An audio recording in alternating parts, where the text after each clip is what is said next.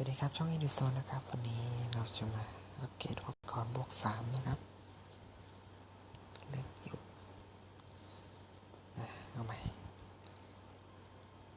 เลือกวิธีอัปเกรดนะครับเลือกวิธีอุปกรณ์ไม่ใช่เลือกวิธีอัปเกรดครับ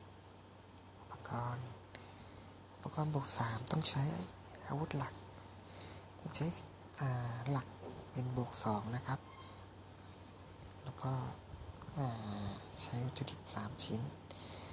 สีฟ้า3ชิ้นไม่ต้องบวกเลเวลนะครับตอนนี้มีอยู่อันเดียวต้องไปอัปเกรดมันก่อน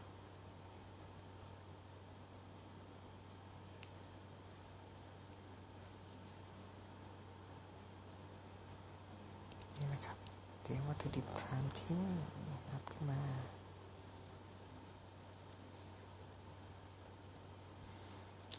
นั้นเราก็จะได้อะไร3ชิ้นนะครับนี่เห็นไหม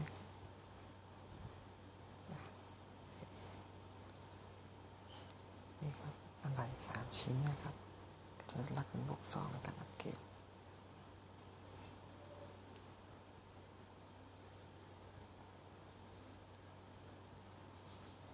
โอเคนะครับนี่นะครับใช้อะไร3ชิ้น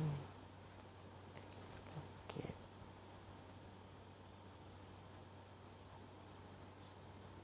จุดนี้